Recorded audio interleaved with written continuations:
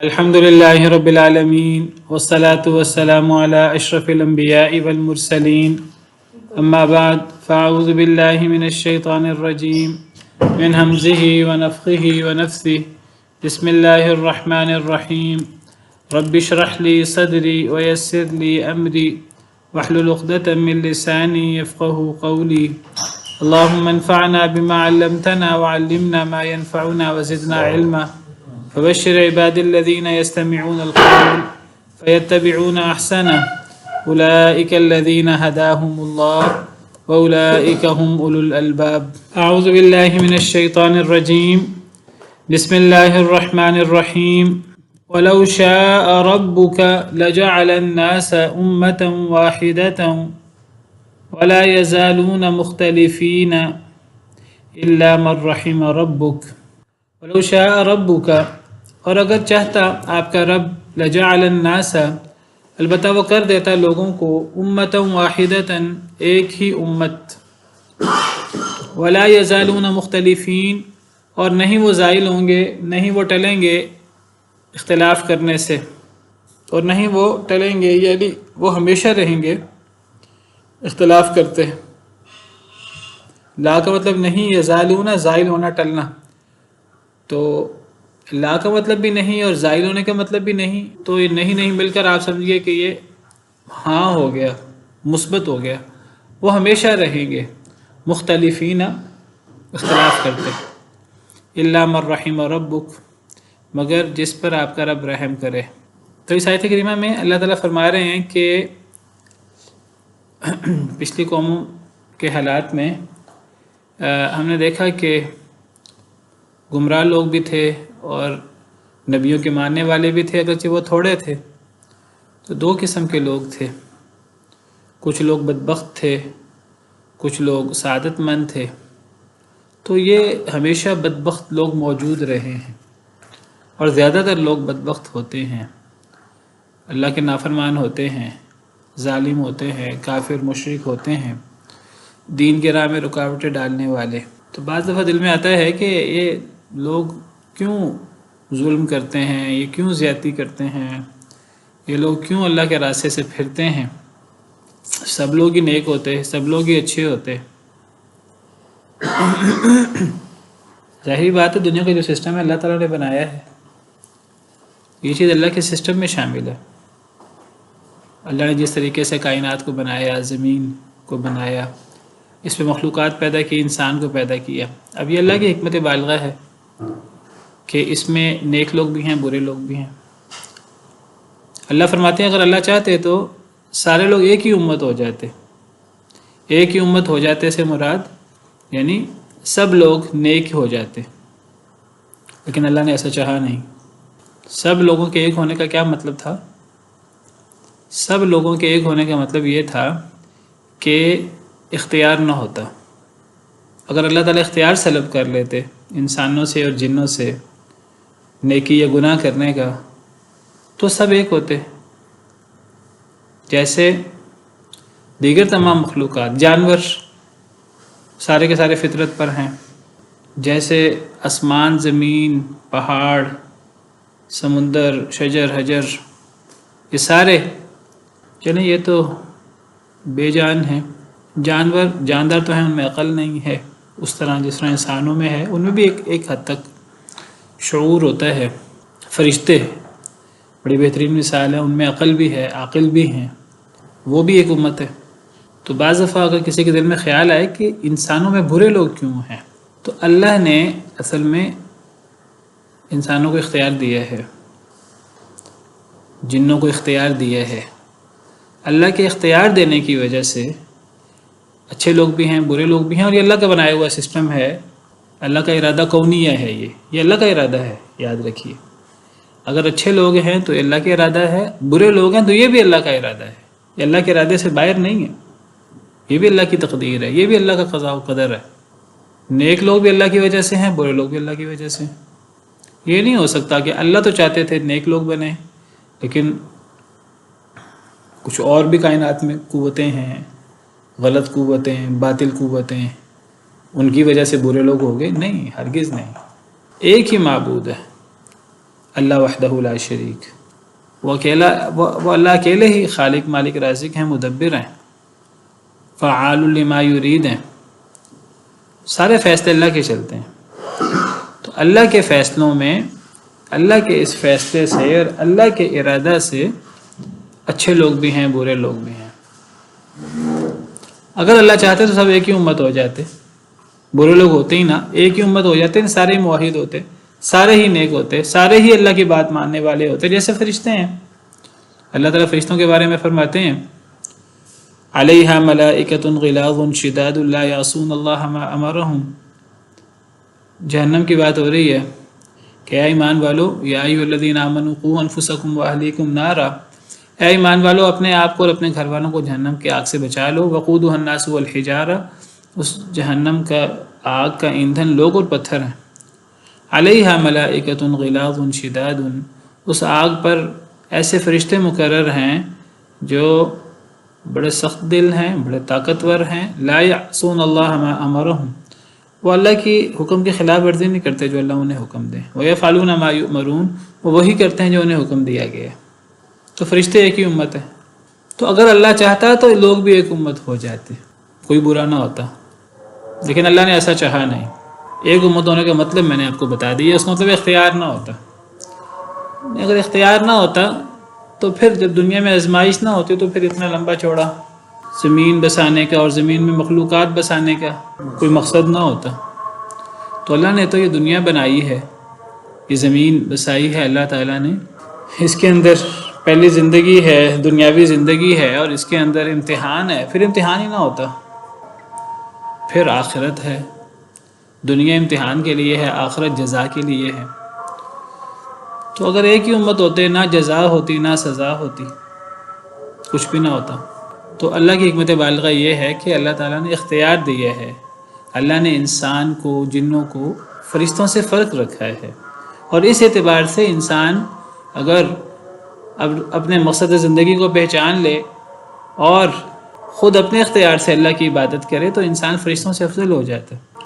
لیکن جب انسان وہ اپنے مقصد زندگی کو نہ پہچانے اور انسان شہوات کے پیچھے، خواہشات کے پیچھے لگا رہے تو پھر انسان جانوروں سے بھی بدتر ہو جاتا ہے۔ تو اسی بات کی طرف اللہ اشارہ فرما رہے ہیں آخر میں، اس سورت کے آخر میں، کہ انسانوں میں ہمیشہ یہ دو طرح کے لوگ ہوں گے۔ اب ہمیں دیکھنا ہے کہ ہمیں کن لوگوں میں شامل ہونا ہے، جانوروں سے بدتر لوگوں میں کہ ہمیں فرشتے اور فرشتوں سے افضل لوگوں میں، جن کے لیے اللہ نے بڑے بڑے انعام تیار کر رکھے ہیں۔ یہ انعام، یہ جنتیں، یہ مقام فرشتوں کے لیے نہیں ہے کیونکہ ان کے پاس اختیار نہیں ہے، یہ انسانوں کے لیے ہیں اور جنوں کے لیے ہیں۔ اور اگر وہ اللہ کی بات نہیں مانیں گے تو پھر سزا بھی ہے، سزا بھی کسی اور کے لیے نہیں ہے۔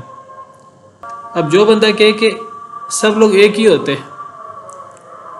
تو اللہ تعالیٰ پھر یہ گویا کہ ایک لحاظ سے اللہ کے فیصلے پر اعتراض بھی ہے کہ جی اللہ نے دنیا میں اختیار کیوں دے دیا، دنیا میں قتل و غارت ہوتی ہے، دنیا میں ظلم ہوتا ہے، یہ ہوتا ہے، وہ ہوتا ہے۔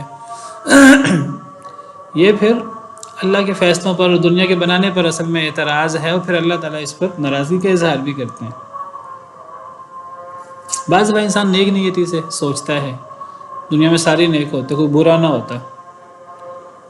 انبیاء کرام علیہم السلام، ان سے بڑھ کر لوگوں کا خیر خواہ کون ہو سکتا تھا؟ کئی دفعہ انبیاء کرام علیہم السلام بھی سوچتے کہ کاش کے سارے ہی نیک ہو جائیں، کاش کے سارے ہی ایمان لے آئیں، اور بعض دفعہ پھر وہ اس کے لیے ہلکان ہو جاتے اور بہت زیادہ کوشش کرتے، تو پھر اللہ تعالیٰ بعض دفعہ تنبیہ بھی فرماتے، لعلک باخع نفسک الا یکونوا مؤمنین، آپ اپنے آپ کو ہلا کر ڈالیں گے اگر یہ ایمان نہیں لاتے۔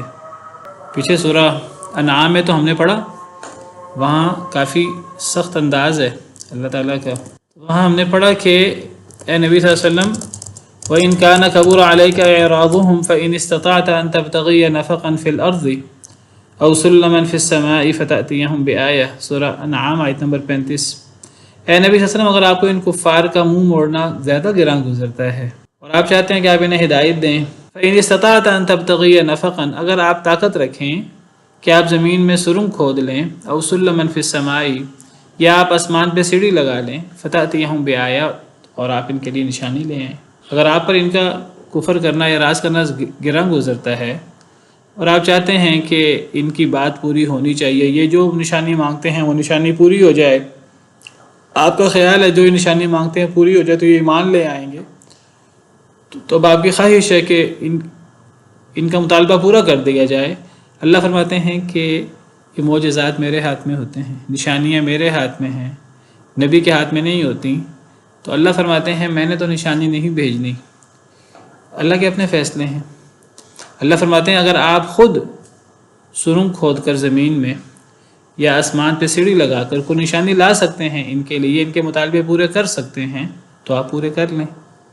وَلَوْ شَاءَ اللَّهُ لَجَمَعَهُمْ عَلَى الْهُدَىٰ، اگر اللہ چاہتا تو اللہ ان کو ہدایت پر اکٹھا کر دیتا، اللہ سب کو نیک بنا دیتا، لیکن اللہ نے ایسا چاہا نہیں۔ فَلَا تَكُونَنَّ مِنَ الْجَاهِلِينَ، تو ہرگز نہ آپ ہو جائیں نادانوں میں سے۔ تو پھر ایسے تو یہ کہنا دنیا ساری نیک کیوں نہیں ہو جاتی، اختیار لوگ برے کیوں ہیں، اس کا مطلب اصل میں یہ ہے کہ اللہ نے اختیار کیوں دیا ہے۔ اللہ نے باقی مخلوقات کو نہیں دیا، سب مخلوقات کو نہیں دیا، صرف انسان کو اور جنوں کو دیا ہے۔ اللہ کے فیصلے ہیں، اللہ کی حکمت بالغہ ہے۔ اس اختیار کی وجہ سے کافر بھی ہیں، مشرک بھی ہے، ظالم بھی ہیں، گناہ گار بھی ہیں، اور اس اختیار کی وجہ سے لوگ نیک بھی ہیں۔ جو نیک لوگ ہیں فرشتوں سے افضل ہیں، وہ اس لیے افضل ہیں، فرشتے اختیار کے ساتھ اللہ کی اطاعت نہیں کرتے، تو جو انسان اختیار کے ساتھ اللہ کی اطاعت کرتے ہیں وہ اللہ کے نزدیک بہت افضل ہیں، اور اللہ نے اصل میں ان لوگوں کے لیے دنیا پیدا کی ہے۔ تو یہ اللہ کا اختیار دینا یہ اللہ کا ارادہ ہے، ارادہ کونی ہے۔ باقی ایک اللہ کا ارادہ شرعیہ بھی ہے۔ اللہ کا ارادہ کونی ہے، آپ اللہ کا حکم، اللہ کا فیصلہ سمجھ لیجئے جس میں اللہ نے لوگوں کو اختیار دیا ہے، اور ایک اللہ کا ارادہ شرعیہ ہے جو اللہ کی پسند ہے، اللہ کی مرضی ہے۔ اللہ کی مرضی یہ ہے، اللہ کی خوشی یہ ہے سارے مسلمان ہو جائیں، وہ اللہ کا ارادہ شرعیہ ہے، لیکن اللہ نے اپنے ارادہ شرعیہ کو تھوپا نہیں ہے انسانوں پر، جنوں پر۔ اللہ نے انسانوں اور جنوں کو اپنی شریعت کا یعنی اس طرح پابند نہیں کیا کہ وہ مجبور ہوں شریعت پر عمل کرنے پر۔ اگرچہ اللہ کا ارادہ شرعیہ یہ ہے کہ سارے لوگ نیک ہو جائیں، اللہ چاہتے ہیں سارے لوگ نیک ہو جائیں، اللہ کی مرضی یہ ہے کوئی ایک بھی جہنمی نہ ہو۔ اللہ محبت کرتے ہیں اپنے مخلوق سے بہت زیادہ، لیکن اللہ کا ارادہ کونی ہے یہ ہے کہ اللہ نے اختیار دیا ہے، اس اختیار کا لازمی نتیجہ یہ ہے کہ اچھے لوگ بھی ہوں گے، برے لوگ بھی ہوں گے۔ اسی بات کو مزید وضاحت کرتے ہوئے اللہ فرماتے ہیں وَلَا يَزَالُونَ مُخْتَلِفِينَ، لوگ ہمیشہ اختلاف کرتے رہیں گے، اس اختلاف سے چھٹکارا حاصل نہیں کیا جا سکتا، ہمیشہ نیکی اور بدی کی کشمکش ہوگی، یہ ہمیشہ سے ازل سے ہے اور یہ ہمیشہ رہے گی۔ کیا فرماتے ہیں علامہ اقبال، کشیدہ کار رہا ہے ازل سے تا امروز، کیا ہے وہ شعر، چراغ مستصفی سے شرار ابو لہبی، تو یہ ہمیشہ سے یہ ابو لہب اور مصطفی چراغ، یہ نیکی بدی استیزا کار رہا ہے ازل سے تا امروز، یہ ہمیشہ سے ہے یہ۔ وَلَا يَزَالُونَ مُخْتَلِفِينَ، اور یہ کیوں ہے، اختلاف کیوں رہے گا؟ اللہ کے اختیار کی وجہ سے، اللہ کے دیے ہوئے اختیار کی وجہ سے لوگ ہمیشہ اختلاف کریں گے۔ إِلَّا مَن رَحِمَ رَبُّكَ، مگر جس پر رحم کرے آپ کا رب، جس کو آپ کا رب اپنے رحمت سے بچا لے وہ اس اختلاف سے بچ جائے گا، اس کو ہدایت مل جائے گی، ورنہ لوگ اختلاف کرتے رہیں گے اللہ کے ارادہ کونیہ کے مطابق، سوائے جس پر اللہ کا رحم ہو جائے، یہ اللہ کا ارادہ شرعیہ ہے۔ اور کس پر اللہ کا رحم ہوگا؟ جو اللہ کی رحمت کی تلاش میں ہوگا، جو ہدایت حاصل کرنے کی کوشش کرے گا، جو چاہے گا کہ اسے ہدایت ملے اور وہ اس کے لیے کوشش کرے گا، قربانی دے گا۔ وَسَعَى لَهَا سَعْيَهَا وَمَنْ أَرَادَ الْآخِرَةَ، جو آخرت کا ارادہ کرے، وَسَعَى لَهَا سَعْيَهَا، اس کے لیے کوشش کرے، وَهُوَ مُؤْمِنٌ، اور مخلص بھی ہو، اخلاص بھی ہو پورا، فَأُولَٰئِكَ كَانَ سَعْيُهُم مَشْكُورًا، ایسے لوگوں کی کوشش قابل قدر ہے. ایسے لوگوں پر اللہ کا رحم ہوتا ہے اور ایسے لوگوں کو اللہ ہدایت دے دیتے ہیں. یہ نہیں ہوتا اللہ ہر ایرے غیرے کو ہدایت دے دیں، ہر ایک پر رحم کر دیں. اگر اللہ ہر ایک پر رحم کر دیں، یہ دیکھے بغیر کوئی اللہ کا رحم چاہتا ہے کہ نہیں چاہتا، ہدایت چاہتا ہے کہ نہیں چاہتا، تو اس پر بھی ایک سوال ہے بہت بڑا. پھر اس پر کیا سوال پیدا ہوتا ہے؟ سوال یہ پیدا ہوتا ہے جس پر اللہ نے رحم کر دیا اس پہ تو کر دیا، جس پر نہیں کیا اس پر کیوں نہیں کیا؟ تو وہاں بھی اختیار کام آتا ہے انسان کا، اور وہ اللہ کا دیا ہوا اختیار ہے.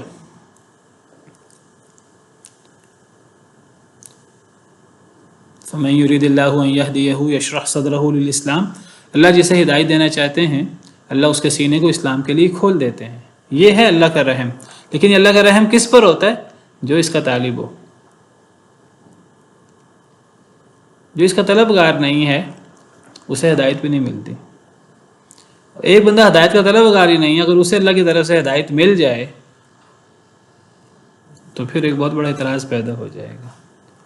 وہ اعتراض یہ پیدا ہو جائے گا کہ جنہیں نہیں ملی ان کا کیا قصور ہے. پھر بہرحال اللہ کے فیصلے ہیں، اللہ نے عظیم الشان کائنات بسائی ہے، اللہ کی حکمتیں ہیں، اللہ کا علم ہے، اور سب کچھ یہ انصاف کے مطابق ہے، عدل کے مطابق ہے. اس میں کوئی ظلم زیادتی نہیں ہے کسی پر. یہ ہمارا ایمان کا حصہ ہے. ان اللہ لا یظلم مثقال ذرہ، اللہ ذرہ برابر بھی ظلم نہیں کرتے کسی پر. اگر کوئی بندہ ایمان لے آئے اللہ کے دیے ہوئے اختیار کے بعد تو یہ اس پر اللہ کا انعام ہے، اللہ کا فیصلہ ہے، اللہ کا انعام ہے اس پر. اور اگر ایک بندہ ایمان نہیں لاتا تو یہ بھی اللہ کے دیے ہوئے اختیار کی وجہ سے، اور یہ بھی اللہ کا عدل ہے، وہ زیادتی نہیں ہے اللہ تعالیٰ کی. اس بندے نے چاہا ہی نہیں کہ وہ ایمان لائے. اللہ نے تو اتنے رستے کھول دیے ہیں ہدایت کے. وَلَقَدْ صَرَّفْنَا لِلنَّاسِ فِي هَذَا الْقُرْآنِ مِنْ كُلِّ مَثَلٍ، ہم نے تو انسان کے لیے پھیر پھیر کر ہدایت کے رستے بیان کرتے، ہر قسم کی مثال پھیر پھیر کر بیان کر دی ہے. فَأَبَىٰ أَكْثَرُ النَّاسِ إِلَّا كُفُورًا، اب لوگ انکار ہی کریں، لوگ ایمان لانا نہ چاہیں تو پھر اب اللہ پھر زبردستی کریں. اگر اللہ زبردستی کریں پھر اختیار کا مطلب. یہ بات جو ہے بڑی قرآن کریم میں اللہ نے وضاحت سے سمجھا دی ہے. یہ بات کہ نیکی بدی دونوں اللہ کا فیصلہ ہے، دونوں کا خالق اللہ ہے. خیر کا خالق بھی اللہ ہے، برائی کا خالق بھی، شر کا خالق بھی اللہ ہے. شر کا خالق اس معنی میں کہ اللہ کے دیے ہوئے اختیار سے انسان یا جن ان سے شر سرزد ہوتا ہے. قل اعوذ برب الفلق من شر ما خلق، کہہ دیجیے میں صبح کے رب کی پناہ میں آتا ہوں ہر اس چیز کے شر سے جو اللہ نے پیدا کی. اگر شیطان وسوسہ ڈالتا ہے تو شیطان کو کس نے پیدا کی؟ اللہ نے پیدا کی ہے. ہمارا نفس ہمیں بہکاتا ہے، نفس ہمیں دنیا داری کی طرف مائل کرتا ہے، تو وہ اللہ کی مخلوق ہے. باقی جو ہدایت چاہتے ہیں تو اللہ کی طرف سے ہدایت ملتی بھی ہے. وَلَا يَزَالُونَ مُخْتَلِفِينَ، وہ لوگ ہمیشہ اختلاف کرتے رہیں گے. اختلاف سے مراد دین حق سے ہٹتے رہیں گے، حق و باطل کی کشمکش رہے گی. اچھے لوگ بھی ہوں گے، برے لوگ بھی ہوں گے، لوگ اختلاف کرتے رہیں گے. حق آنے کے باوجود بھی حق کو پس پش ڈالتے رہیں گے. الا من رحم ربک، سوائے اس کے جس پر آپ کا رب رحم کر دے، یعنی جو ایمان لے آئے. اور یہ کون شخص ہے؟ یہ وہ شخص ہے کہ جو پہلے یعنی خود چاہے گا، اس کا ارادہ کرے گا، اس کی طلب کرے گا، اللہ کی طرف سے توفیق ملے گی، اللہ کو اس پر رحم ہوگا تو وہ اس اختلاف سے بچ جائے گا. وَلِذَلِكَ خَلَقَهُمْ، اسی لیے اللہ نے لوگوں کو پیدا کیا، انسانوں کو، جنوں کو اسی لیے پیدا کیا. کس لیے؟ اس رحم کے لیے یا اس اختلاف کے لیے؟ دونوں چیزیں مراد ہیں. اسی رحم کے لیے اللہ نے لوگوں کو پیدا کیا ہے یا اسی اختلاف کے لیے اللہ نے لوگوں کو پیدا کیا ہے؟ انسانوں کو، انسانوں میں اختلاف یہ رہے گا، یہ ختم نہیں ہو سکتا۔ جس دن یہ اختلاف ختم ہو گیا اس دن آپ سمجھو دنیا بھی ختم ہو گئی۔ اگر سارے لوگ ہی نیک ہو گئے، ایک بھی برا نہ رہا، یا سارے لوگ ہی برے ہو گئے، ایک بھی نیک نہ رہا، دنیا ختم، اختلاف ختم ہو گیا، امتحان ختم ہو گیا، کشمکش ختم ہو گئی۔ اسی لیے اللہ نے لوگوں کو پیدا کیا ہے، یہ دنیا اللہ نے اسی لیے بسائی ہے۔ وَتَمَّتْ كَلِمَةُ رَبِّكَ لَأَمْلَأَنَّ جَهَنَّمَ مِنَ الْجِنَّةِ وَالنَّاسِ أَجْمَعِينَ، اور پوری ہو گئی آپ کے رب کی بات، البتہ میں ضرور بھر دوں گا جہنم کو جنوں سے بھی اور انسانوں میں سے بھی، سب سے۔ یہ بات بھی پوری ہو کر رہے گی۔ جس طرح دنیا سے اختلاف ختم نہیں ہو سکتا، دنیا کے اندر لوگ حق سے منہ موڑتے رہیں گے، اختلاف کرتے رہیں گے، سوائے اس کے جس پر اللہ رحم کرے۔ تو جب یہ لازمی ہے دنیا کے اندر اختلاف اللہ کے دیے ہوئے اختیار کی وجہ سے، یہ نہیں ہوتا کہ ایک بندہ ہدایت چاہتا ہو اللہ زبردستی گمراہ کر دے، ایسا نہیں ہوتا کبھی بھی۔ اور ایسا بھی نہیں ہوتا کہ ایک بندہ ہدایت چاہتا ہے نہ ہو اللہ اس کو ہدایت دے دیں، ایسا بھی نہیں ہوتا۔ انسان اللہ کا دیا ہوا اختیار سے اس کو استعمال کرتا ہے، تو اس لیے انسان کے لیے جزا اور سزا دونوں ہیں۔ جب دنیا میں اختلاف ضروری ہے تو پھر جہنم نے بھی بھرنا ہے۔ جب اللہ نے یہ فیصلہ فرما دیا، اللہ نے اختیار دیا ہے انسانوں اور جنوں کو، اس اختیار کا جس طرح یہ لازمی نتیجہ ہے کہ سب لوگ ایک امت نہیں ہوں گے، دنیا میں اختلاف ہوتا رہے گا، تو اس کا لازمی نتیجہ آخرت کے حوالے سے کیا ہوا کہ جہنم بھرے گی۔ یہ قرآن کریم میں جگہ جگہ ملے گا ہمیں، اور اس پر کئی لوگوں کو اعتراض ہو جاتا ہے کہ بھئی کیوں جہنم، اللہ نے کیوں جہنم بنائی ہے، جہنم کیوں بھرے گی، اتنی سخت سزا کیوں ہوگی؟ یہ اصل میں نتیجہ ہے اللہ کے دیے ہوئے اختیار کا۔ اس اختیار انسان کو سزا ملتی ہے اس لیے کہ انسان نے اس اختیار کا استعمال کیا ہے، انسان نے اس میں اپنی مرضی لگائی ہے۔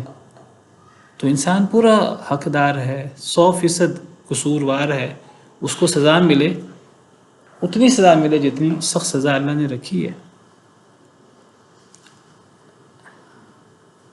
مسئلہ تب ہوتا ہے جب اللہ نے یہ چیزیں واضح نہ کی ہوتی دنیا میں، جب اللہ نے ہدایت نہ بھیجی ہوتی دنیا میں، جب اللہ نے رسول نہ بھیجے ہوتے، جب اللہ نے وہ طریقے سے اللہ نے لوگوں کو راہ نہ دکھائی ہوتی، وَلَقَدْ سَرَّ، یہ تصریف آیات اگر نہ ہوتی پھر سوال ہو سکتا تھا۔ اتنی سخت سزا اللہ نے تو بتایا نہیں، یہ تو اچانک ہو گیا، یہ سارے سوال تب ہو سکتے تھے۔ اللہ نے ہر چیز واضح کر دی، اللہ نے نبی بھیجے، نبیوں پر لوگوں نے زیادتیاں کی، نبیوں کو لوگوں نے برا بلا کہا، تکلیفیں دیں، تشدد کیا، قتل و غارت تک بات پہنچ گئی، نبی کریم صلی اللہ علیہ وسلم زخمی ہوئے، آپ کتنی سازشیں ہوئیں آپ کو شہید کرنے کی۔ تو اگر اللہ نے نبی نہ بھیجے ہوتے، ہدایت نہ بھیجی ہوتی، اللہ تعالیٰ نے بار بار قرآن پڑھنے کی، ہدایت حاصل کرنے کی ترغیب نہ دی ہوتی، ایک بندہ نہیں آتا پھر بھی اللہ ٹھوکر لگا دیتے ہیں، اللہ مصیبت بھیج دیتے ہیں۔ مصیبت رحمت ہوتی ہے، انسان غفلت کی نیند سے جاگ جائے، بار بار ٹھوکر لگتی ہے انسان کو، مصیبت آتی ہے، انسان اللہ کی طرف گڑ گڑائے۔ وَلَقَدْ ارسلنا الى امم من قبلك فاخذناهم بالباساء والضراء لعلهم يتضرعون، ہم نے پچھلی امتوں کی طرف بھی رسول بھیجے، جب وہ امتیں رسولوں کی مخالفت کرتی رہیں تو پھر کیا ہوا؟ اللہ فرماتے ہیں ہم نے لوگوں کو سختیوں کے ساتھ، تنگی کے ساتھ ہم نے لوگوں کو پکڑا۔ کیوں؟ لعلهم يتضرعون، تاکہ لوگ گڑ گڑائیں اللہ کے سامنے۔ جب تکلیف آئے گی، ٹھوکر لگے گی، تو انسان رجوع کرے گا اللہ کی طرف۔ اور جب کوئی بدبختی کی اس انتہا پہ پہنچ جائے کہ مصیبتیں بھی آئیں، ٹھوکریں بھی لگیں، بیماریاں بھی آئیں، بندہ پھر بھی اللہ کی طرف نہیں لوٹتا، تو اللہ فرماتے ہیں پھر دل سخت ہو گئے۔ فَلَوْلَا إِذْ جَاءَهُمْ بَأْسُنَا تَضَرَّعُوا، کیوں نہیں ایسا ہوا جب ہماری طرف سے سختیاں آئیں تو لوگ گڑ گڑائے؟ ایسا کیوں نہیں ہوا؟ وَلَكِنْ قَسَتْ قُلُوبُهُمْ، لیکن لوگوں کے دل سخت ہو گئے۔ تو پھر اس کے بعد تو پھر سزا ملنی چاہیے، سخت ترین عذاب ملنا چاہیے۔ یہ مطلب ہے وَتَمَّتْ كَلِمَةُ رَبِّكَ۔ قرآن کریم میں کئی جگہ پر بس یہ مختصر اتنی سی بات ہوتی ہے تو بعض دفعہ سوال پیدا ہوتا ہے دل میں، یہاں اللہ نے پوری وضاحت سے یہ بات کرتی ہے کہ لوگ ایک امت نہیں ہو سکتے، کیونکہ اللہ نے اختیار دیا ہے۔ اب اختلاف ہوگا، لازماً ہوگا. جب اختلاف ہوگا اختیار کی وجہ سے تو جہنم بھی بھرے گی اور جنت بھی بھرے گی. وہ جنت پہ لوگ کہتے ہیں چلو وہ تو رحمت ہے اللہ کی، وہ جنت بھی ہے اور ساتھ جہنم بھی ہے، دونوں ہیں. باقی کوئی اللہ لوگوں کو بلا وجہ سزا نہیں دینا چاہتے. اللہ کا ارادہ شرعی ہے، اللہ کی مرضی یہ ہے، اللہ کی خوشی ہے سب جنتی ہو جائیں. لیکن ایک اللہ کا ارادہ کونیہ بھی ہے، اختیار دینا. تو اللہ نے اپنی مرضی کا لوگوں کو پابند نہیں کیا، اللہ نے اختیار دیا ہے. اس اختیار کا تقاضا یہ دنیا میں اختلاف ہوگا اور پھر آخرت میں جہنم بھی بھرے گی. تو مکمل ہو گئی آپ کے رب کی بات کہ البتہ میں ضرور بھر دوں گا، یہ جو اللہ نے شیطان سے کہا تھا، میں ضرور بھر دوں گا جہنم کو جنوں سے بھی لوگوں سے بھی سب سے. وَكُلًّا نَقُصُّ عَلَيْكَ مِنْ أَنْبَاءِ الرُّسُلِ مَا نُثَبِّتُ بِهِ فُؤَادَكَ. اور ہر ایک یہ جو ہم قصہ بیان کرتے ہیں آپ پر، یہ جو جتنے قصے ہم نے بیان کی، یہ قرآن کریم کے جتنے بھی قصے ہیں، یہ اللہ کیوں بیان فرماتے ہیں؟ کفار بھی کہتے تھے کہ یہ قرآن یہ اللہ کی طرف سے کیسے ہے، یہ تو کہانیاں ہیں، اساطیر الاولین ہیں، پہلے لوگوں کی کہانیاں، قصے کہانیاں. اللہ فرماتے ہیں قصے کہانیاں نہیں، یہ تو بہت بڑا مقصد ہے اللہ تعالیٰ کا. اس سے کیا مقصد ہے؟ وَكُلًّا نَقُصُّ عَلَيْكَ، اور ہر ایک جو ہم قصہ بیان کرتے ہیں آپ پر اے اللہ کے رسول صلی اللہ علیہ وسلم، مِنْ أَنْبَاءِ الرُّسُلِ، رسولوں کی خبروں سے. پیچھے سارے ہم نے پڑھے، حضرت نوح علیہ السلام کا، حضرت ہود علیہ السلام کا، حضرت صالح علیہ السلام کا، حضرت ابراہیم علیہ السلام کا، حضرت لوط علیہ السلام کا، حضرت شعیب علیہ السلام کا، حضرت موسیٰ علیہ السلام کا. یہ جو ہم رسولوں کی خبریں آپ پر بیان کرتے ہیں، مَا نُثَبِّتُ بِهِ فُؤَادَكَ، جو ہم مضبوط کر دیں ساتھ اس کے آپ کے قلب کو. یعنی اللہ تعالیٰ فرماتے ہیں کہ جو ہم قصہ بیان کرتے ہیں آپ پر نبیوں کا، ہم اس کی وجہ سے آپ کے قلب اطہر کو مضبوط کرنا چاہتے ہیں. یعنی یہ نبی کریم صلی اللہ علیہ وسلم کے قلب کو مضبوط کرنے کے لیے. خطاب آپ کو ہے، آپ امت کے نبی ہیں، امت کے رسول ہیں، اور جو خطاب نبی صلی اللہ علیہ وسلم کے لیے ہے وہ آپ کے واسطے سے امت کے لیے بھی ہے. جس طرح نبی صلی اللہ علیہ وسلم کا دل مضبوط ہوتا ہے، امت کا دل بھی مضبوط ہوتا ہے. نیک لوگوں کا، نیک لوگوں کو ڈھارس ملتی ہے بہت زیادہ، بہت زیادہ. کبھی غور کریں ان قصوں میں کہ اس میں کتنی بڑی تسلی ہے نبیوں کے لیے اور نیک لوگوں کے لیے کہ والعاقبۃ للمتقین. ان تمام قصوں کا نتیجہ ایک ہے کہ عاقبت متقین کے لیے ہے، انجام متقین کے لیے ہے. پوری دنیا ایک طرف ہے، ہوتی رہے، سارے وسائل ان کے پاس ہیں، ہوتے رہیں. تھوڑے لوگ ہیں نبیوں کے ساتھ، ہوتے رہیں. وسائل نہیں ہیں، نہ ہوں، اللہ تو ہیں. اللہ اکیلے ہی شکست دے دیتے ہیں. اللہ نے لکھ دیا ہے کہ میں اور میرا رسول غالب آئیں گے. کتب اللہ لأغلبن انا ورسولی. اللہ اکیلے ہی شکست دے دیتے ہیں. وہزم الاحزاب وحدہ. تو جب اللہ اکیلے ہی شکست دے دیتے ہیں تو اس کا مطلب یہ ہے کہ جو اللہ والے ہیں اگر وہ واقعی ہی صحیح طریقے سے مومن ہیں تو ان کی مدد ہوگی. اس میں دیر سویر ہو سکتی ہے، آزمائش دنیا میں ہے، جتنی آزمائش ہوگی اتنے درجات بلند ہوں گے، آخر کار مدد ایمان والوں کی ہوگی. یہ ان تمام قصوں کا سبق یہی ہے. ہر قصے میں آپ کو یہ چیز ملے گی. ہر قصہ، یعنی آپ کبھی نبیوں کے قصوں کو پڑھیں، قرآن کریم میں مختصر طریقے سے وہ قصے بیان ہوتے ہیں. اتنا لمبا زمانہ، 1000 سال کا، حضرت نوح علیہ السلام کا 1-2 صفحوں میں وہ جب مکمل ہو جاتا ہے. بلکہ یہ سورہ ہود میں تو لمبا ہے، تفصیلی ہے. اتنی تفصیل تو شاید سورہ نوح میں بھی نہیں ہے جتنی یہاں ہے. عام جگہوں پر وہ آدھے پیج میں مختصر اللہ تعالیٰ بیان کرتے ہیں. دوسرے نبی کے قصہ، تیسرے نبی، وہ قصے ایک جیسے محسوس ہوتے ہیں. وہ ایک جیسے ہیں نہیں، ان میں بہت فرق ہے. وہ ایک جیسے اس لیے ہیں کہ دعوت ایک ہے، قوم کا جواب ایک ہے، اور آگے انجام ایک ہے. وہ ایک جیسے قصے محسوس ہوتے ہیں. یہ اصل میں اللہ کی سنت ہے، یہ اللہ کا طریقہ ہے جو ہمیشہ سے چلا آ رہا ہے، اور یہ چلتا ایسے ہی طریقہ چلے گا. تو اس میں کتنی بڑی ڈھارس ہے نبیوں کے لیے. جب تک نبی آئے، اب تو نبی نے نہیں آنا، تو پھر نبیوں کے ورثاء کے لیے بہت بڑی تسلی ہے. وَأَنْتُمُ الْأَعْلَوْنَ إِن كُنتُم مُؤْمِنِينَ. تم ہی غالب ہوگے اگر تم مومن ہو تو. وَتُوبُوا إِلَى اللَّهِ جَمِيعًا أَيُّهَا الْمُؤْمِنُونَ لَعَلَّكُمْ تُفْلِحُونَ، اے مومنو سب اللہ کی طرف رجوع کرو، توبہ کرو اکٹھے تاکہ تم کامیاب ہو جاؤ۔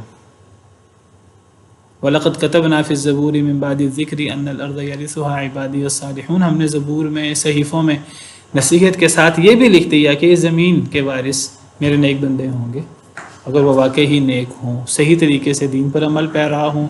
آج ہم ذلیل و خوار ہیں دنیا میں تو اپنی وجہ سے، دین سے دوری کی وجہ سے، اللہ کے احکامات، جہاد، دیگر احکامات کو، قرآن کو چھوڑنے کی وجہ سے۔ تو یہ سبق ہے ان قصوں سے، اور یہ بہت بڑا سبق ہے نبی کے دل کو مضبوط کرنے کے لیے، نبی کو، اور اسی طرح پھر نبی کے جو ورثاء ہیں، نیک لوگ، ان کے دلوں کو مضبوط کرنے کے لیے۔ ایک اور جگہ اللہ تعالیٰ فرماتے ہیں لَقَدْ كَانَ فِي قَصَصِهِمْ عِبْرَةٌ لِأُولِي الْأَلْبَابِ، جو قصے ہیں ان قصوں کا ایک فائدہ تو یہ ہوا کہ دل مضبوط ہوتا ہے نیک لوگوں کا، نبیوں کا، نیک لوگوں کا۔ دوسرا، عقل مندوں کے لیے عبرت ہے بہت بڑی، جو عقل رکھتے ہیں ان کے لیے عبرت ہے بہت بہت بڑی، نصیحت ہے بہت بڑی، جو عقل رکھتے ہیں۔ عقل رکھنے سے مراد چاہے ایک بندہ کافر بھی ہو، لیکن اگر وہ غور و فکر کرنے والا ہو تو نتیجے کے اعتبار سے وہ عقل مند ہے۔ اگر وہ غور و فکر کرے اور غور و فکر کر کے اپنی اصلاح کر لے، ان قصوں کو دیکھ کر، ان قصوں کو سن کر، ان قصوں کو پڑھ کر، اور نیک بندے کو تو نصیحت ملتی ہی ملتی ہے۔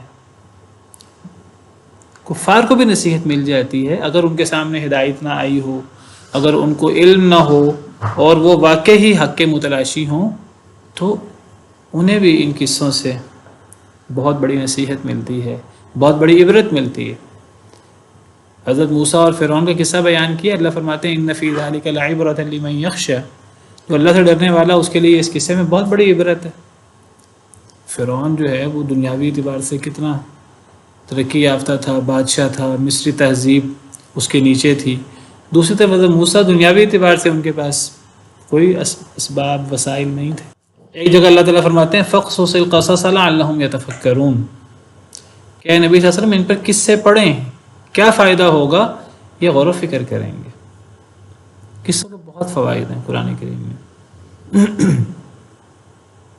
دل مضبوط ہوتا ہے، عبرت کے لیے عقل مند لوگ عبرت پکڑتے ہیں۔ لَقَدْ كَانَ فِي قَصَصِهِمْ عِبْرَةٌ لِأُولِي الْأَلْبَابِ سورہ یوسف کے آخر میں ہے۔ اور فَقْصُصِ الْقَصَصَ لَعَلَّهُمْ يَتَفَكَّرُونَ، اے نبی ان پر قصے بیان کریں، قصے پڑھیں، قصوں کے بڑے فوائد ہیں، سچے قصے، جھوٹے کہانیاں نہیں۔ ان پر قصہ بیان کریں تاکہ لوگ غور و فکر کریں۔ فَقْصُصِ الْقَصَصَ لَعَلَّهُمْ يَتَفَكَّرُونَ۔ پھر یہ جو قصے ہیں یہ قرآن کی حقانیت کی بہت بڑی دلیل ہے۔ اللہ تعالیٰ سیدنا یوسف علیہ السلام کا قصہ بیان فرماتے ہیں، اور اس قصے کے شروع میں اللہ تعالیٰ فرماتے ہیں، وہ اگلی سورہ یوسف ہی ہے، اس میں اللہ تعالیٰ فرماتے ہیں نحن نقص عليك احسن القصص بما اوحينا اليك هذا القرآن وان كنت من قبله لمن الغافلين، ہم آپ پر یہ جو بہترین قصہ بیان کر رہے ہیں اس سبب سے کہ ہم آپ پر قرآن وحی کر رہے ہیں۔ تو قصے قرآن کی حقانیت کی ایک بڑی دلیل ہے۔ کیسے؟ وَإِن كُنْتَ مِن قَبْلِهِ لَمِنَ الْغَافِلِينَ، یقیناً آپ اس سے پہلے غافل تھے ان قصوں سے۔ یہ قصے قرآن کی حقانیت کی کیسے دلیل ہے؟ نبی صلی اللہ علیہ وسلم، نبی کریم صلی اللہ علیہ وسلم نے یہ قصے تورات انجیل میں نہیں پڑھے تھے، اور اگر تورات انجیل میں پڑھے بھی ہوں تو تورات انجیل میں تو یہ قصے اس انداز سے نہیں ہیں، ان میں تحریفات بھی ہیں اور قرآن کریم میں اضافے بھی ہیں۔ آپ پڑھے بھی نہیں ہوئے تھے۔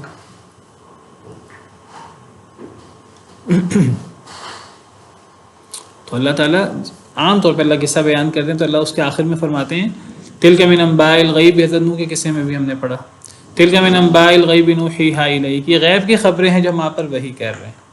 ما کنت تعلمها انت ولا قومک من قبل ھذا، نہ آپ انہیں جانتے تھے ان قصوں کو، نہ آپ کی قوم جانتی تھی۔ تو یہ غیب کی خبریں ہیں، یعنی یہ نبی صلی اللہ علیہ وسلم پر اللہ کی طرف سے وحی ہونے کی بہت بڑی دلیل ہے۔ تو وحی کی حقانیت کی ایک دلیل یہ بھی ہوتی ہے کہ وحی میں ماضی کی باتیں بالکل سچائی کے ساتھ صحیح طریقے سے بیان ہوتی ہیں. ماضی کی بات اس طرح بیان ہو جیسے کسی نے دیکھا ہو، حالانکہ نبی صلی اللہ علیہ وسلم نے دیکھا نہیں تھا اپنے آنکھوں سے. اللہ قرآن میں جگہ جگہ فرماتے ہیں کہ آپ حضرت موسیٰ کے قصے میں نہیں تھے جب اللہ نے وحی کی، آپ نہیں تھے جب حضرت زکریا علیہ السلام ان کی قوم حضرت مریم کی کفالت کے لیے جھگڑا کر رہے تھے، آپ نہیں تھے جب حضرت یوسف کے بھائی مکر کر رہے تھے، جب وہ حضرت یوسف کو کنویں میں ڈالنے کی، آپ نہیں تھے. جب نہیں تھے تو پتہ کیسے لگا؟ وحی سے. تو ماضی کے قصے صحیح بیان کرنا یہ قرآن کی حقانیت کی بہت بڑی دلیل ہے. اسی طرح مستقبل کی بات، جس طرح مستقبل کی بات کرنا اور وہ پورا ہو جائے بالکل من وعن، یہ وحی کی حقانیت کی دلیل ہوتی ہے. اسی طرح ماضی کے قصے صحیح بیان ہونا. بہرحال تو فرمایا کہ یہ جو ہم قصے بیان کرتے ہیں آپ پر، آپ کے قلب اطہر کو مضبوط کرنا چاہتے ہیں. تو کبھی پریشانی ہو تو نبیوں کے قصے پڑھیں، قرآن کریم کے قصے پڑھیں. دیکھیے سیدنا نوح علیہ السلام کن تکلیفوں سے گزرے، کن آزمائشوں سے گزرے، اور وہ کتنی لمبی ہو گئیں، 950 سال. کہنا بہت آسان ہے. حضرت ایوب علیہ السلام کتنا عرصہ بیمار رہے، اللہ کے نبی تھے. ہم کہتے ہیں جی مسلمان ہیں تو ہم پہ آزمائشیں ہیں، کافر بڑی آسائش میں ہیں. حضرت ایوب علیہ السلام اللہ کے نبی تھے، جلیل القدر پیغمبر تھے، کتنی آزمائشیں آئیں.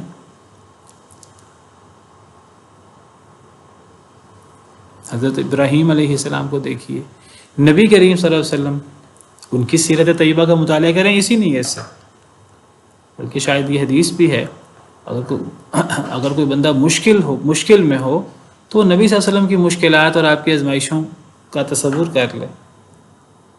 آپ سے بڑھ کر تو، آپ سے زیادہ مقرب تو کوئی بھی نہیں ہے اللہ کا، لیکن آزمائشیں سب سے زیادہ آپ پر آئی ہیں. حضرت یوسف خود جیل میں کتنے سال، فلبث فی السجن بضع سنین، کیا قصور ہے؟ کبھی کو بندہ سوچے حضرت یوسف علیہ السلام کتنے باوقار تھے، کتنے وجیح، کتنے خوبصورت، اور آپ دیکھیں جوانی ساری جیل میں گزر گئی اور نہ کردہ کوئی وجہ بھی نہیں ہے. ایسے ہی جیسے کہ وہ امریکہ اور یورپ نے حملہ کیا عراق پر، بعد میں کہہ دیا وہ کیمیاوی ہتھیار کے بارے میں غلط خبر ملی تھی. وہ زلیخا نے بعد میں کہہ دیا کہ میں ہی غلط تھی. حضرت یوسف کے تو کتنے سال جیل میں گزر گئے. تو بہرحال آزمائشوں کے بعد پھر اللہ کی طرف سے انعام بھی آتے ہیں. اللہ فرماتے ہیں انا لا نضیع اجر المحسنین، ہم نیک لوگوں کا اجر ضائع نہیں کرتے. حضرت یوسف کے قصے میں کئی جگہ اللہ نے بات فرمائی ہے. اللہ نے انعام بھی دیا بہت. نبیوں کے قصوں میں ہمیں نبیوں پر انعام بھی ملتے ہیں بہت زیادہ، لیکن آزمائشیں بھی ملتی ہیں، تو اس سے دل مضبوط ہوتا ہے. آزمائشوں سے انسان بڑا پریشان ہوتا ہے، مایوسی کی طرف جاتا ہے. تو یہ قصے ہم پڑھتے ہیں تو مایوسی ختم ہوتی ہے، دل مضبوط ہوتا ہے. وجاءک فی ہذہ الحق، اور آیا ہے آپ کے پاس ان میں حق، وموعظۃ اور نصیحت، وذکریٰ للمؤمنین، اور ذکر تذکیر مومنین کے لیے. آیا ہے آپ کے پاس ان میں، فی ہذہ، ہذہ سے کیا مراد ہے؟ قرآن ہو تو ہذا ہونا چاہیے، یہ ہذہ مؤنث ہے، کتابی مذکر عربی زبان میں. ہذہ سے مراد یہ قصے ہیں. اور آیا ہے آپ کے پاس ان میں، ان قصوں میں، الحق و حق. دیکھیے یعنی قصے، ان میں کتنی گہرائی ہے. اور اللہ تعالیٰ فرما رہے ہیں ان قصوں میں حق ہے، یہ سچے قصے ہیں، مقصدیت ہے ان کے اندر، سچائی ہے، اور نصیحت و موعظۃ و ذکر اور تذکیر ہے، یاد دہانی ہے، للمؤمنین، ایمان والوں کے لیے. کس کو حق کس کو نظر آتا ہے، نصیحت کس کو ملتی ہے، تذکیر کس کو ملتی ہے؟ ایمان والوں کو ملتی ہے. جو بندہ مومن نہیں ہے، تڑپ نہیں رکھتا، وہ ان قصوں کو اساطیر الاولین کہہ کر مذاق اڑائے گا، جس میں کفار مذاق اڑاتے تھے. وَقُلْ لِلَّذِينَ لَا يُؤْمِنُونَ اعْمَلُوا عَلَى مَكَانَتِكُمْ إِنَّا عَامِلُونَ، اور کہہ دیجئے اے اللہ کے رسول صلی اللہ علیہ وسلم ان لوگوں سے جو ایمان نہیں لاتے، یہ قرآن کے قصے قرآن پڑھ کر ایمان نہیں لاتے، قرآن کے قصے سے ایمان نہیں لاتے، تو ایسے ایمان نہ لانے والوں سے کہہ دیجئے عمل کرو تم اپنی جگہ پر، انا عاملون، بے شک ہم بھی عمل کرنے والے ہیں۔ تو فرمایا کہ اے اللہ کے رسول صلی اللہ علیہ وسلم آپ ان لوگوں سے جو ایمان نہیں لاتے ان سے کہہ دیجئے اعملوا علی مکانتکم، عمل کرتے رہو اپنی جگہ پر تم، انا عاملون، بے شک ہم بھی عمل کرنے والے ہیں، وانتظروا، اور تم بھی انتظار کرو، انا منتظرون، بے شک ہم بھی انتظار کرنے والے ہیں۔ دیکھیے ایک انداز ہے کہ دعوت دی جاتی ہے، بحث و مباحثہ ہوتا ہے، اگلے بندوں کو دلائل دیے جاتے ہیں، بات چیت کی جاتی ہے، دعوت حکمت کے ساتھ دی جاتی ہے۔ انبیاء کرام علیہ السلام دعوت دیتے رہے، اب کوئی دعوت کے بعد نہ ایمان لائے، نہ اس کو سمجھ آئے، بار بار دعوت دی جائے نہ ایمان لائے، تو پھر اس سے کہا جائے کہ ٹھیک ہے، اگر تم اپنے آپ کو صحیح سمجھتے ہو تو تم اپنے عمل پر قائم دائم رہو، ہم اپنے عمل پہ قائم دائم ہیں۔ دعوت کا مطلب حکمت کے ساتھ دعوت دینی ہے۔ دعوت دینے کا مطلب یہ نہیں ہے کہ بس ہم نے 1 دفعہ 2 دفعہ 3 دفعہ 10 دفعہ 20 دفعہ کہہ دینا ہے، پھر اس کے بعد ہمارا تمہارا میل جول رہے گا، ہم تمہارے جیسے اعمال کرتے رہیں گے، تم ہمارے جیسے اعمال کرتے رہو گے، ہم آپس میں میل ملاپ کی کوشش کریں گے، ہم آپس میں مداہنت، نہیں، یہ نہیں ہے۔ تمہارے اعمال تمہارے ساتھ، ہمارے اعمال ہمارے ساتھ، تم اپنے عمل کرتے رہو، ہم نے تمہارے والے عمل نہیں کرنے، ہم تمہیں غلط سمجھتے ہیں، ہم اپنے عمل کرتے ہیں، ہم اپنے عمل کو صحیح سمجھتے ہیں، تم ہمارے عمل کو نہیں صحیح سمجھتے، نہ ہمارے عمل کے مطابق عمل کرو، تم اپنی جگہ عمل کرو، ہم اپنی جگہ عمل کرتے ہیں، تم اپنے دین پر عمل کرتے رہو، ہم اپنے دین پر عمل کرتے ہیں، وانتظروا انا منتظرون، تم بھی انتظار کرو، ہم بھی انتظار کرتے ہیں، ٹھیک ہے۔ اگر ہم تو تمہیں دعوت اس لیے دے رہے تھے کہ ہم جس کو حق سمجھتے ہیں ہم تمہیں اس کی طرف دعوت دے رہے ہیں، ہم چاہتے ہیں تم بھی حق کی طرف پلٹ آؤ، تم بھی اللہ کے عذاب سے بچ جاؤ، اگر تم نے نہیں آنا تو ٹھیک ہے، پھر اب ہم اللہ کے فیصلے کا انتظار کرتے ہیں، تم بھی انتظار کرو، ہم بھی انتظار کرتے ہیں، تم اپنی جگہ عمل کرو، ہم اپنی جگہ عمل کرتے ہیں، تم انتظار کرو، ہم انتظار کرتے ہیں۔ اس کا مطلب یہ نہیں کہ اب دعوت کا کام ختم ہو گیا، نہیں، وہ دعوت کا کام جاری رہے گا، مختلف طریقوں سے سمجھانے کی کوششیں جاری رہیں گی، اس طریقے سے سمجھ آ جائے تو اس سے، دوسرے طریقے سے، تیسرے طریقے سے، چوتھے طریقے سے۔ وَلَقَدْ صَرَّفْنَا لِلنَّاسِ فِي هَذَا الْقُرْآنِ مِنْ كُلِّ مَثَلٍ، اللہ فرماتے ہیں ہر مثال ہم نے پھیر پھیر کر بیان کی، کبھی عقلی طریقے سے، کبھی کسی طریقے سے، کبھی کسی طریقے سے۔ دعوت کا کام ختم نہیں ہوگا، باقی ٹھیک ہے، تم بھی انتظار کرو، ہم بھی انتظار کرتے ہیں، تم بھی عمل کرو، ہم بھی عمل کرتے ہیں۔ مسلمان وہ دوسروں کو، اپنے آپ دین اسلام کو حق سمجھتے ہیں، اور دین اسلام حق ہے۔ جہاں دین اسلام کو حق سمجھنا ضروری ہے وہاں باطل ادیان کو باطل سمجھنا بھی ضروری ہے۔ آپ یہ کہیں کہ نہیں بس ہم اسلام کی بات کریں، اسلام کی حقانیت کی بات کریں، دوسروں کو ہم برا نہ کہیں، ہم یہودیت کو غلط نہ کہیں، عیسائیت کو غلط نہ کہیں، منافقت کو غلط نہ کہیں، وہ غلط کہیں گے تو وہ پھر سختی ہو جائے گی، شدت ہو جائے گی، یہ ہو جائے گا، وہ ہو جائے گا، نہیں۔ حکمت کے ساتھ دعوت دینے کا مطلب ہے کہ انسان کو دعوت میں حکمت کو ملحوظ رکھنا چاہیے، انسان کو اخلاق کا مظاہرہ کرنا چاہیے، اچھے رویے کا مظاہرہ کرنا چاہیے، لیکن حق حق ہے اور باطل باطل ہے۔ الولا کا تعلق نیکوں کے ساتھ ہوگا، برا کا تعلق کفار کے ساتھ ہوگا۔ پیچھے ہم نے پڑھا اسی صورت میں، پچھلے سبق میں، فلا تکو فی مریۃ مما یعبد ہؤلاء، آیت نمبر 109، کہ نبی صلی اللہ علیہ وسلم جس کی عبادت یہ لوگ کرتے ہیں، شرک کرتے ہیں، کفر کرتے ہیں، یہ آپ کبھی بھی اس کے بارے میں شک میں مبتلا نہ ہونا۔ کیا شک میں مبتلا نہ ہونا؟ کہ وہ صحیح ہے، وہ 100% غلط ہے، وہ باطل ہے، اس کے بارے میں شک میں مبتلا نہیں ہونا۔ جس طرح اسلام کی حقانیت کے بارے میں شک میں مبتلا نہیں ہونا چاہیے، باطل کے بطلان کے بارے میں، اس کے غلط ہونے کے بارے میں شک میں مبتلا نہیں ہونا چاہیے، یہ چیز واضح ہونی چاہیے بالکل۔ وَلِلَّهِ غَيْبُ السَّمَاوَاتِ وَالْأَرْضِ، یہ وہی انداز ہے جو سورہ کافرون میں اختیار کیا گیا، تمہارے لیے تمہارا دین، میرے لیے میرا دین۔ وَلِلَّهِ غَيْبُ السَّمَاوَاتِ وَالْأَرْضِ، اللہ ہی کے لیے ہے آسمان و زمین کا غیب. وَلِلَّهِ اللہ کے لیے ہے غیب السماواتی غیب آسمانوں کا اور زمین کا. میں یہ نہیں کہہ رہا کہ اللہ کے لیے ہے، میں ترجمہ کر رہا ہوں اللہ ہی کے لیے ہے. یہ اللہ ہی کے لیے ترجمہ کہاں سے ہوا؟ پہلے ان دونوں ترجموں میں فرق کیا ہے؟ ایک ہے اللہ کے لیے ہے غیب آسمانوں کا اور زمین کا، اور ایک ہے اللہ ہی کے لیے ہے آسمان و زمین کا غیب. دونوں میں کیا فرق ہے؟ زور دینے کے لیے نہیں اللہ ہی، وہ اللہ پہ زیر کی نہیں، اللہ ہی کے لیے. نہیں وہ ہی، وہ ہاں پہ زیر. اللہ کے پاس یہ ایک میں حسر ہو رہا ہے نا، صرف اللہ کے لیے، اللہ ہی کے لیے، اللہ ہی کے لیے. ہی یعنی ہا یا، اللہ ہی کے لیے ہے آسمان و زمین کا غیب. یہ حسر ہے. اور ایک ہے اللہ کے لیے آسمان و زمین کا غیب، اوروں کے لیے بھی ہو سکتا ہے. اور ایک ہے اللہ ہی کے لیے. اللہ ہی کے لیے ترجمہ کیسے کیا؟ کیونکہ للہ پہلے آ گیا نا. للہ کا اصل مقام بعد میں ہے.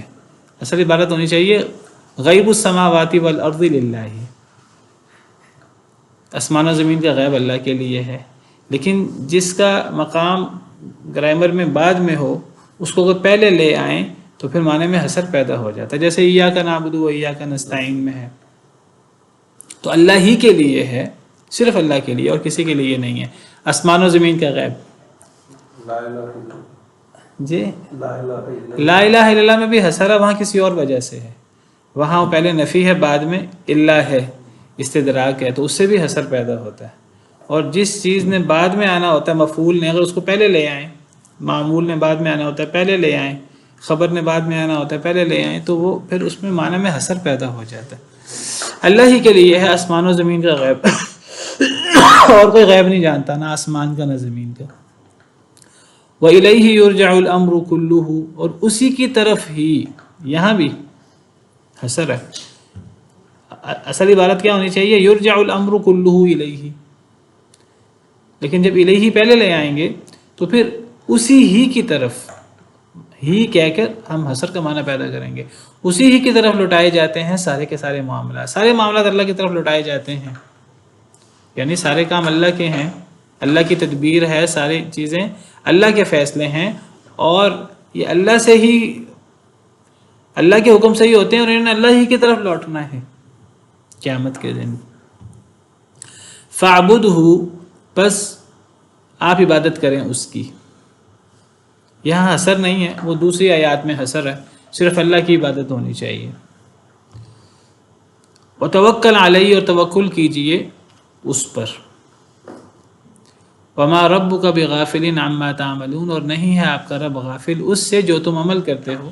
تم جو اچھے برے عمل کرتے ہو اللہ اس سے غافل نہیں ہے. سبحان ربک رب العزت عما یصفون وسلام علی المرسلین والحمد للہ رب العالمین.